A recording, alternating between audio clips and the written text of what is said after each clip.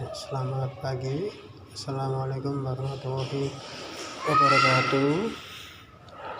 Pada kesempatan yang berbahagia di pagi hari ini, saya akan menyampaikan sedikit tentang hal-hal yang sering terjadi di Indonesia ini.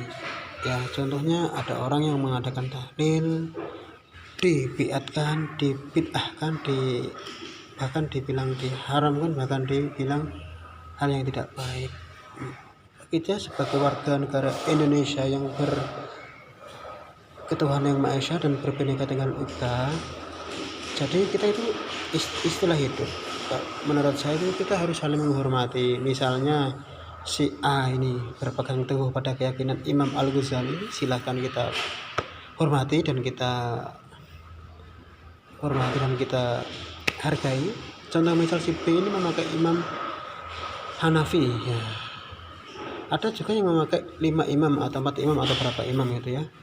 Jadi itu enggak masalah dan tidak ada masalah apa-apa. Yang jadi masalah itu jika kalian itu selalu mempermasalahkan dan mempersoalkan apa yang seharusnya tidak menjadi masalah, kan itu. Hidup itu fleksibel ya. Hidup itu harus fleksibel dan hidup itu harus jadi kita harus berfleksibel dalam hidup ini. Jadi tapi ada batasan tersendiri ya dalam hukum Islam itu yang pernah disampaikan oleh Kiai Haji Muhaimin Zubair. Dia pernah menyatakan bahwasanya yang haram itu tetap haram, yang halal itu tetap halal, dan yang makruh itu tetap makruh. Tetapi itu pun tergantung agama dan keyakinan masing-masing. Nah, jadi intinya apa yang dilakukan oleh orang agama atau orang yang punya keyakinan tetapi tidak beragama, atau orang yang punya agama namun punya berkeyakinan, ya tetap kita harus menghormati dan saling menghormati. Jadi jangan sampai kita itu melakukan atau perkataan, perbuatan yang melukai orang lain, yang menyakiti orang lain. Kita membid'ahkan, kita mendustakan, kita ya dalam agama kalau kita itu menghina orang lain, kita itu lebih hina dari orang lain. Kita mengolok-olok suatu kaum, kita lebih buruk daripada kita olok-olok. Jadi kalau menurut saya ya, waktu yang disampaikan kemarin itu seorang Menteri Agama, Gus Tutut ya, dia mengatakan bahwasanya kalau tidak hanya orang Islam aja yang,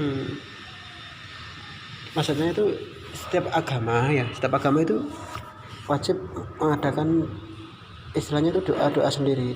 Itu sebenarnya itu menurut saya itu ya nggak apa-apa ya, itu bagus ya. Soalnya dalam agama Islam itu dijelaskan ya. Ini saya ngomong secara pribadi, secara Islam, bahwasanya kita itu diharamkan masuk gereja.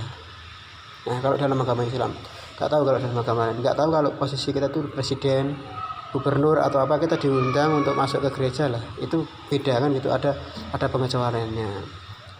Itu saja yang dapat saya sampaikan. Jadi istilahnya jangan permasalahkan jangan permasalahkan apa yang menjadi budaya ataupun keyakinan seseorang. Contoh, si A memeluk agama Kristen, satu Hindu, Buddha, Katolik, Konghucu dan sebagainya.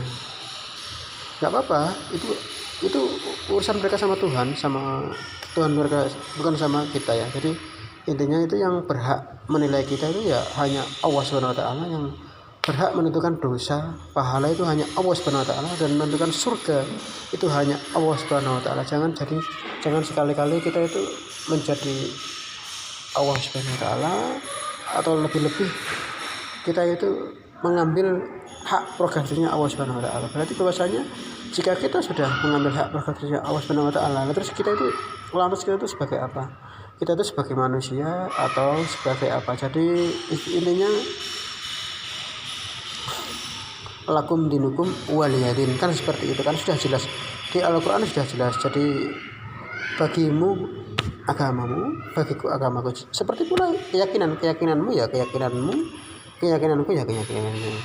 Jadi kalau kalian tidak ingin ada perdebatan ya jangan debat.